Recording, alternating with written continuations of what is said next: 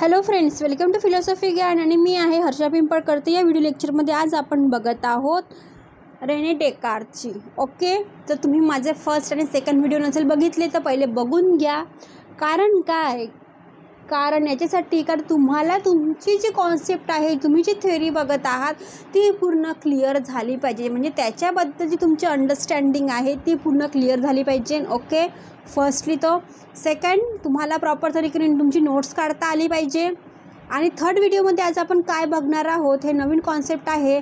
तर आज आपण बघणार आहोत रेने डेकार्त जे आहे आधुनिक बुद्धिवादीचे जनक ज्यांना म्हटले जाते, ज्यांनी निगमन पद्धतीचा उपयोग केलेला आहे, संशय पद्धती मांडलेली आहे. आज त्या संशय पद्धत त्यांनी कशी मांडलेली आहे हे इथे आज आपण बघणार आहोत. चला, जास्त वेळ न घालविता आपण आपल्या व्हिडिओला सुरुवात करूया. आज त्यांची बघणार आपण संशय पद्धती. तुम्हाला संशय पद्धती म्हटलं की तुमच्या डोक्यामध्ये अजून एक थिंकर आले पाहिजे, जे फिलॉसॉफर आहे ते आहे डेव्हिड ह्यूम. लक्षामध्ये. तर चला, संशय पद्धती आज आपण बघणार आहोत.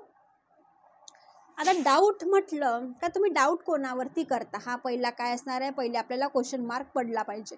ठीक आहे. आता डाऊट करणं हे चांगलं आहे की वाईट आहे? तुम्ही म्हणाल की मॅडम चांगलंही आहे. काही लोक कमेंट्स करेल जे नंतर व्हिडिओ माझे बघणार आहे. काही म्हणेल मॅडम वाईट पण आहे. कारण सगळ्याच गोष्टी पण आपण संशय नाही घेऊ शकत आणि सगळ्याच गोष्टीवर आपण डाऊट पण नाही घेऊ शकत. हां, काही गोष्टी राहते की त्याच्यावर आपण डाऊट घेऊ शकतो. बरोबर आहे. आता ते म्हणतात की मग तत्वज्ञानात्मक पद्धती जेव्हा मांडण्याची पद्धती जेव्हा रेने डेकार्तजींनी मांडलेली आहे, त्यांना का बरं अशी नीट पडली की आपण याच्यावरती संशयच केला पाहिजे? आता बघा, संशय करायच्या पण खूप वेगवेगळ्या पद्धती असते.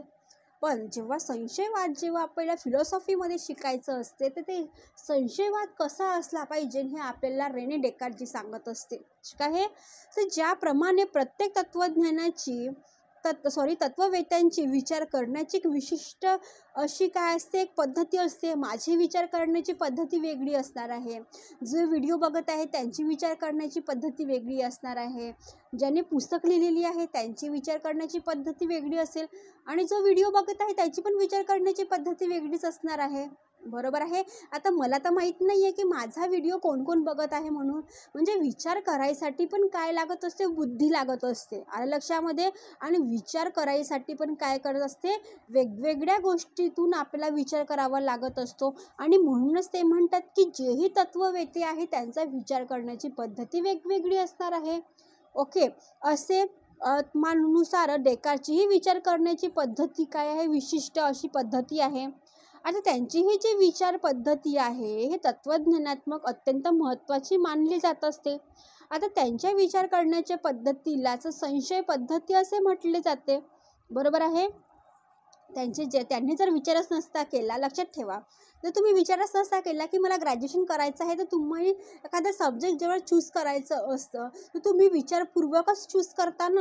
म्हणजे तुमच्या विचारामध्ये पण तुमचे विचार दडलेले असतात की तुमचे संशय, अरे मी हा सब्जेक्ट घेतला असता मला एवढे मार्क पडेल, मला ते जर घेतलं असतील मला तसं पडलं असतं, अरे मला इकडे जायचं आहे, मला तिकडे जायचं आहे. बरोबर विचार करता की नाही तुम्ही? म्हणजे तुम्ही त्या गोष्टीमध्ये पण संशय घेत असता, अरे मी हा घेतला तर मला असं होणार आहे, मग तो घेतला तर मला तसं होणार आहे.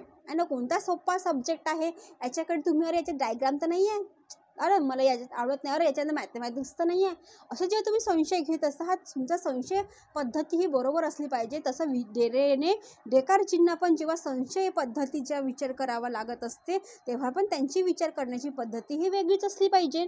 आणि तत्कालीन परिस्थितीचा त्यांचा विचार केला तर आपल्या लक्षात येईल की डेकार्तचा जे आहे तात्विक विचार संशयापासून काय केली, त्यांनी सुरुवात केलेली आहे. ठीक आहे. म्हणजे तात्विक दृष्टिकोनातून त्यांनी काय केलेलं आहे, विचार केलेला आहे. असं नाही काही आलं गेलं इथून खाल्लं तिथून खाल्लं असं नाही आहे. ठीक आहे. तात्विक दृष्टिकोन त्यांनी विचार केलेला आहे. डेकार्तच्या संशयवादाला एक स्वतःची अशी काय असणार आहे, वेगळी महत्त्व प्राप्त झालेले आहे. ठीक आहे. आता तुम्हाला वाटलं की अरे डेकार्त काय डाऊटच करत असते तर त्यांच्या मेथडला काही महत्त्व नाही आहे, असं आहे का? नाही. ज्या तत्वज्ञानाने विचार जेव्हा केलेला आहे तर त्यांचे जे मार्ग त्यांचे काय झालेले आहे, सुरळीत पार पडलेले आहे. म्हणून आज त्यांचा आपण विचार करावा लागत असते. त्यांनी विचार केलेला आहे म्हणून त्यांचा विचार आपण आज करत आहोत. लक्षामध्ये. वा, किती सुंदर फिलॉसॉफी झालेली ही पण. तर चला, त्यांचा जो संशय या सामान्य संशयी माणसाचा इतरांवर अविश्वास दाखविणारा असा संशय नाही, तर त्यांचा संशय हा पूर्णपणे तात्विक स्वरूपाचा असणार आहे. आणि म्हणूनच ते त्यांच्या तात्विक विचारांची सुरुवातच संशयापासून झालेली असणार आहे. आणि त्यांच्या मते त्यांचा जो संशय आहे हा सत्य प्राप्तीचा मार्ग किंवा काय असणार आहे, साधन असणार आहे. ते म्हणतात की मी कोणत्या व्यक्तीचा किंवा एखाद्या पर्सनचा इथे काय केलेला आहे, विश्वास, इथे अविश्वास दाखवलेला नाही आहे. तर मी कुठल्याही गोष्टीचा किंवा इतर माणसाचा विचार नाही केलेला आहे संशयास्पदनुसार, तर मी तात्विक गोष्टीचा इथे विचार केलेला असणार आहे. तर ठीक आहे. मग ते म्हणतात की संशयाशिवाय सत्य ज्ञान प्राप्त होऊ शकत नाही. आलं लक्षामध्ये? का म्हणायचं आहे त्यांना? ते म्हणतात की जोपर्यंत तुम्ही एखाद्या गोष्टीवर डाऊट नाही घेऊ शकत, तर तोपर्यंत तुम्ही सत्याच्या मार्गाकडे जाऊ शकता का? कळलं? हा क्वेश्चन तुम्ही स्वतःला विचारा आणि त्याच्यानंतर तुम्हाला कळेल की रेने देकार्तने असं का बरं म्हटलेलं होतं. ते म्हणतात की मला जर सत्याचं ज्ञान जर जाणून घ्यायचं असेल, तर पहिले मला डाऊट करता आलं पाहिजे, म्हणजे मला संशय घेता आलं पाहिजे. लक्षामध्ये? आणि म्हणूनच डेकार्त जे आहे संशयापासून आपल्या तात्विक विचारांची त्यांनी सुरुवात केलेली आहे. डेकार्तचे असे मत आहे की आजपर्यंत आपणास जे ज्ञान प्राप्त झालेले आहे ते प्रत्यक्ष वा अप्रत्यक्ष रूपात इंद्रियाद्वाराच प्राप्त झालेले आहे. परंतु आपली जे इंद्रिय आहे आपणास कधी कधी धोका पण देऊ शकतात. बरोबर आहे? धोका देऊ शकते की नाही देऊ शकत? तुम्ही एखादी सिरियल बघितली असेल, सासू सुनेला म्हणते, मग सासू काहीतरी बोलत असते, सुनेला काहीतरी वेगळंच ऐकायला येते. सून काय करते, आपल्या नवऱ्याकडे जाते, ते त्याला काहीतरी त्याचे कान भरते आणि ते तिघां चौघात जेही असे त्यांचे ट्रायंगल जे असते त्याच्यामध्ये झगडा सुरू होत असते. सिरियलमध्ये बघतो ना आपण. म्हणजे बघा, पण म्हणतात की डोळे आणि कान, ओके, याच्यामध्ये 4 बोटाचं अंतर असते. किती? 4 बोटाचं. जर माहीत नसेल तर आता तुम्ही बघा, तुमचे 4 बोटं जे आहे तुमचे डोळे आणि कानाकडे न्या आणि बघा, याच्यामध्ये 4 बोटाचं अंतर असते. आणि मला कमेंट्स बॉक्समध्ये लिहून पाठवा की खरंच असते की नसते. ठीक आहे. म्हणून डेकार्त म्हणतात की जे आपण जे प्रत्यक्ष जेव्हा ज्ञानाची किंवा अप्रत्यक्ष ज्ञानाची जेव्हा गरज असते तेव्हा आपण इंद्रियाद्वारे लक्षात देत असतो, पण इंद्रियाद्वारे पण आपल्याला धोका मिळू शकते. ते म्हणतात ना, डोळ्यांनी पाहिलेलं आणि कानाने ऐकलेलं कधी कधी खरं असते, कधी कधी खरं नसते. ओके. म्हणून आपला जो शहाणपणा आहे यातच आहे की ज्याच्यामुळे कधी कधी आपणास धोका होऊ शकतो त्यांच्यावर आपण पूर्णपणे विश्वास ठेवू नये. लक्षामध्ये? म्हणजे ते म्हणतात की ज्यामुळे आपल्याला धोका मिळू शकते त्याच्यावर विश्वास ठेवायचा का नाही. आणि तसेच काही गोष्टी अशाही आहे की ज्याच्यावर आपण अविश्वासही ठेवू शकत नाही. म्हणजे बघा, एका नाण्याच्या दोन्ही पण बाजू आहे. तुम्ही विश्वास पण ठेवू शकता, विश्वास नाही ठेवू शकत. म्हणजे एखादी गोष्ट जर म्हटते की तुम्हाला वाटलं की डाऊट आहे इथे आणि मला हे सत्य जाणूनच घ्यायचं असेल की हे खरं आहे की नाही आहे, तर तुम्ही त्याच्या खोल डीपपर्यंत विचार करणार. आणि जर तुम्हाला संशयच नाही आहे, कुठल्याच प्रकारचा अविश्वास नाही आहे, तर तुम्ही त्याच्याकडे बिलकुल लक्ष देणार नाही आहे. तुमची जर म्हणाल की फकट देवाने मला एवढी बुद्धी दिलेली आहे आणि त्याच्यातच मी एवढे सारे जर घेऊन बसेल तर माझी जी मेमरी आहे ते तर पुन्हा लॉस होऊन जाणार आहे, मी तर पागल म्हणून होणार आहे. पण रेने डेकार्तची असं नाही म्हणत. ते म्हणतात की तुम्हाला एखाद्या गोष्टीचा जर विश्वास आहे किंवा नाही आहे किंवा ते पूर्ण करायसाठी जर अविश्वासही आहे, त्याच्यामुळे तो व्यक्त करू शकत नाही. लक्षामध्ये? जसं उदाहरणार्थ म्हणतात की माझ्या हातात पेन आहे. काय म्हणतात? माझ्या हातात पेन आहे, मी इथे खुर्चीवर बसला आहे, मी शेकोटीच्या शेजारी स्वेटर घालून बसलो आहे. यासारख्या गोष्टीविषयी मी कधीही अविश्वास करू शकत नाही. का बरं नाही करू शकत? आता हा तुम्हाला क्वेश्चन मार्क पडला असेल. अरे बाबा, जेव्हा माझ्या हातात 2 पेन आहे म्हणजे माझ्या हातात 2 पेन असणार आहे. तुम्ही म्हणलं की मॅडम माझ्या हातात जेव्हा 2 पेन आहे तर तुमच्या हातामध्ये जरूर 2 पेन असणार आहे. तेव्हाच तुम्ही मला सांगणार मॅडम नाही, माझ्या हातात 2 पेन नाही आहे, 2 माझ्या हातात पुस्तकं आहे. ऐका नाही, म्हणजे तुम्ही जे स्वतःचा जेव्हा विचार करता तर तुम्ही स्वतःवरती डाऊट घेता का? नाही ना. म्हणतात की मी इथे खुर्चीवर बसलेला आहो. आता ठीक आहे, मी तर बसली आहे खुर्चीवर, व्हिडिओ बनवत आहे, तर मी खुर्चीवर बसूनच मी व्हिडिओ बनवते आहे. पण तुम्ही जो ऐकणारा असेल तर तुम्ही म्हणाल नाही मॅडम मी खुर्चीवर नाही, मी तर सोफ्यावर बसलेला आहो. नाही पण मॅडम मी तर बेडवर तुमचा व्हिडिओ ऐकून आलेला आहो, बसून किंवा मला झोप आली म्हणून मी तुमचा व्हिडिओ लावलेला आहे.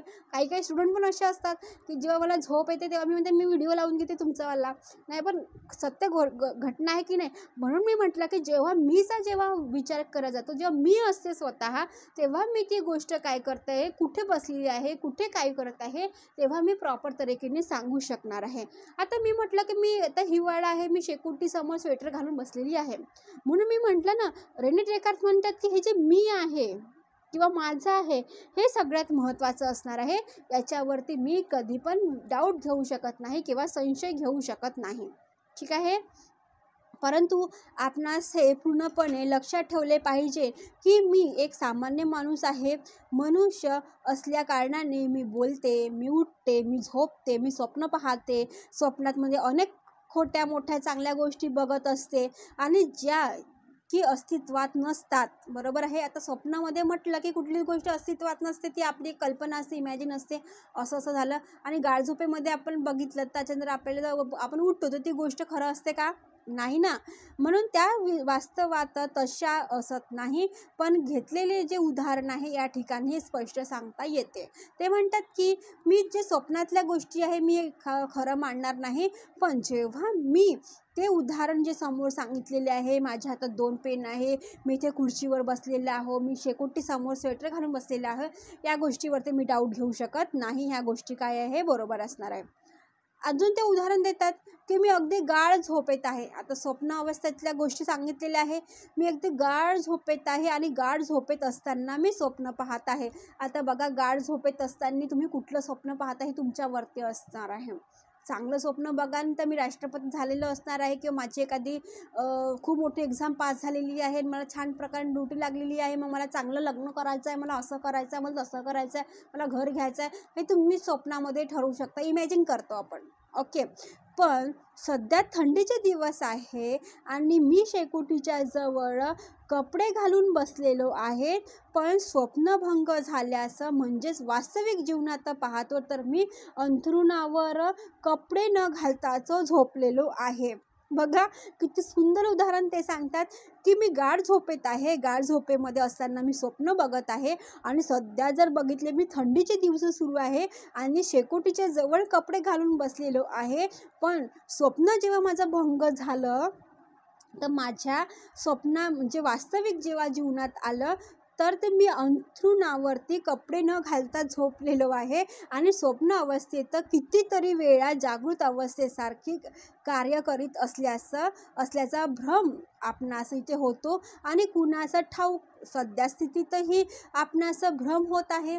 आणि म्हणूनच हे प्रश्न कसा आहे की स्वप्न आणि जागृत हे जे याच्यामधला काय असणार आहे ते फरक कसला असतो. तर त्यात फक्त भेद शक्य नसेल तर शक्य आहे की मी सध्या ही स्वप्न पाहत आहे. आता बघा, स्वप्नामध्ये तुम्ही काही पण करू शकता. मी म्हटलं की भारताचे पंतप्रधान झालेला आहो याचे स्वप्न पाहता, तुम्ही राष्ट्रपती झालेले याचे स्वप्न पाहता. पण रिॲलिटीमध्ये तसं असतं का बेटा? नाही ना. म्हणून ते म्हणतात की मी जेव्हा गाढ झोपेत होतो, स्वप्नामध्ये होतो, तर तेव्हा मी बघितलं की मी स्वेटर घालून शेकोटीसमोर म्हणजे बसलेला आहोत. पण जेव्हा मी रिॲलिटीमध्ये जेव्हा जागृत अवस्था झाली, माझं स्वप्न म्हणजे झोपेतून उठलेलं आहो, अरे बघितलं तर अरे मी अंथरुणावरती आहे, तर मी तर माझ्या अंगाचा योग्य कपडा नाही आहे. म्हणजे बघा किती सुंदर इमॅजिन त्यांनी केलेलं असणार आहे. आणि हे काय आहे, भ्रम आणि जागृतीमधलं काय आहे फरक इथे आपल्याला पाहायला मिळत असते. आणि स्वप्न आणि जागृती यातील कसा फरक आहे, जर त्यात भेद शक्य नसेल तर शक्य आहे की मी सध्याही स्वप्नात पाहत आहे. ओके. आणि म्हणूनच आपण सगळे झोपलो आहोत, आपले डोळे उघडी आहेत, डोकं हालत आहे, हात पसरलेले आहेत. माझे हात शरीर जसे मला दिसतात तसे काय वास्तवात नाही. आता बघा, स्वप्नातल्या गोष्टी स्वप्नातच ठेवायच्या. तुम्ही स्वप्नामध्ये काय बघता हे मला काही माहीत नाही आहे, ठीक आहे. पण रेने डेकार्त म्हणतात की स्वप्नामध्ये तुम्ही काहीही पण करू शकता, पण रिॲलिटी जेव्हा आली, जागृत जेव्हा अवस्था आली, तर तुम्ही असं काहीही करू शकत नाही, असं कोण म्हणतात? रेने डेकार्तजी इथे म्हणत आहे. आणि वर केलेल्या सर्व स्पष्टीकरणावरून आपल्यास हे स्पष्ट होते की डेकार्त आपले स्वतःचे शरीर, विश्व, संसार, आंतरिक आणि बाह्य अशा सर्व प्रकारच्या वस्तूवरती काय घेत आहे? संशय घेत आहे. म्हणजे बघा, ते जागृत अवस्थेतही संशय घेत आहे, स्वप्न अवस्थेतही काय घेत आहे? संशय घेत आहे. अरे, मी स्वप्नामध्ये एवढं बघितलं, मी स्वेटर घातले, खूप सारे कपडे घातलेले, शेकोटीकडे उभं असलेले आहो. अरे, पण जेव्हा मी जागृतमध्ये म्हणजे माझं स्वप्न म्हणजे झोपेतून जेव्हा मी उठलो, स्वप्नातून जेव्हा उठलं, अरे बापरे, मी तर अंथरुणावरती आहो आणि तेच काय, माझ्या अंगावर एकही कपडे नाही आहे. म्हणजे विचार करा की ते डीप त्यांनी विचार केलेला आहे. संशय कसा घ्यायचा? तर मी माणसावरती संशय नाही घेत आहे, मी तात्विक दृष्टिकोनातून विषय संशय घेत आहे. आणि म्हणूनच कारण की काय, तर संशयाच्या माध्यमातूनच आपल्याला ही संशय ज्ञानाची इथे प्राप्ती होत आहे. लक्षामध्ये. आणि सत्यज्ञानाची जेव्हा प्राप्ती होत असते, सत्याचे स्वरूप संशयाशिवाय आपल्याला जाणून घेऊ शकत नाही. आणि म्हणूनच संशय हाच काय असणार आहे? सत्याचा खरा मार्ग आहे, असे रेने डेकार्त म्हणत असते. म्हणजे त्यांनी डाऊटमध्ये पण त्यांचं सत्यज्ञानाची प्राप्ती कशी होणार आहे हे ते आपल्याला सांगितलेलं असणार आहे, ठीक आहे. आता त्यांच्या मते संशय हाच ज्ञानाचा खरा स्रोत असणार आहे आणि हीच डेकार्तची संशय पद्धती असणार आहे. प्रबळ काळी ही पद्धती पूर्णपणे नवीन पद्धती आहे आणि अशा प्रकारचा संशयविषयक विचार डेकार्तच्या पूर्वी कोणीही केलेला नाही, म्हणून डेकार्तला संशय पद्धतीचे जनक म्हटले जात असते, ठीक आहे. आता बघा, ही जी संशयाची पद्धती आहे ही नवीन आहे, रेने डेकार्तजींनी मांडलेली आहे. आता ज्यांनी मांडलेली असणार आहे त्यांच्यामध्ये काय असणार आहे? ते त्या पद्धतीचे जनक असले जाते, म्हणजे फाउंडर असले जाते. म्हणजे संशयवादी जर आलं तर संशयवादाचे जनक कोण म्हटले जाणार आहे? रेने डेकार्तजी. आधुनिक तत्त्वज्ञानाचे जनक कोण म्हटले जाणार आहे? रेने डेकार्तजी ठरणार आहे. निगमन पद्धती पण कोणी मांडलेली आहे? रेने डेकार्तजींनी पण मांडलेली आहे. संशय पद्धती रेने डेकार्तजींनी मांडलेली आहे. आणि तुम्हाला संशय पद्धती जर विचारली ह्यूमची, तर ते जनक होऊ शकत नाही, कारण यांची पद्धती त्यांनी घेतलेली असणार आहे, ठीक आहे. आणि म्हणूनच डेकार्तने सत्यप्राप्तीसाठी संशय पद्धतीचा आधार इथे घेतलेला आहे. आणि म्हणूनच त्यांना मेथड ऑफ डाऊट म्हणजे father of method of doubt म्हटल्या जात असते, म्हणजे संशय पद्धतीचे जनक म्हटल्या जात असते. आणि त्यांच्या मते सत्य हे आपले साध्य आहे आणि संशय काय करणार आहे? सत्यप्राप्तीचे काय असणार आहे? साधन आहे. आता बघा, किती सुंदर कल्पना त्यांचे इथे विचार आपल्याला पाहायला मिळत आहे. आता तुम्ही रेने डेकार्तजी बघत आहात, त्यांचे जे विचार आहे ते किती सुंदर विचार मांडलेले आहे त्यांनी. म्हणजे संशय जेव्हा घ्यायचा असेल तर माणसावरती संशय नको घेऊ रे बेटा म्हणते, तर तुम्ही तात्विक विचारातून संशय घ्या. की तुम्ही स्वप्नामध्ये आहे की जागृत अवस्थेत आहे त्याच्यावरती संशय घ्या. तुम्हाला सत्यज्ञान प्राप्ती होत आहे त्याच्यावरती संशय घ्या. फालतूच्या कामामध्ये संशय घेऊन तुमच्या हातात काहीच येणार नाही, भोपळा येणार आहे. आलं लक्षामध्ये. आणि म्हणून रेने डेकार्तची जे संशयास्पद पद्धती आहे हे खूप युनिक आहे, पहिलेच मी म्हटलेलं होतं. आणि तुम्हाला हे व्हिडिओ बघून खूप चांगलं वाटणार आहे, खूप चांगलं ऐकणार आहात तुम्ही आणि चांगले नोट्स काढून ठेवणार आहे, हेही मला तेवढंच कळत आहे, ठीक आहे. म्हणून व्हिडिओला लाईक करा, जेही व्हिडिओ बघत आहे. म्हणजे लाईक केल्यानंतर तर तुम्हाला मला कळेल की अरे तुम्हाला हे खरंच कळत आहे की नाही आहे, ठीक आहे. सबस्क्राईब करायला विसरू नका, कारण फर्स्ट असा हा चॅनल असणार आहे फिलॉसॉफी ज्ञान म्हणून, ज्यामध्ये मी मराठीमध्ये व्हिडिओ अपलोड केलेले आहे. तर तुम्ही म्हणजे पहिलेचं जर व्हिडिओ बघितले असेल त्याच्यामध्ये मी हिंदीमध्ये सांगितलेलं असणार आहे, पण हे व्हिडिओ असणार आहे असे की हिचे मराठी मीडियमवाल्यांना सगळ्यांनाच इथे काय असतं, त्यांचे कॉन्सेप्ट क्लिअरिटी इथे होते आहे, ठीक आहे. Thank you for watching my video friends. व्हिडिओला लाईक करा, शेअर करा आणि सबस्क्राईब करायला विसरू नका. थँक्यू.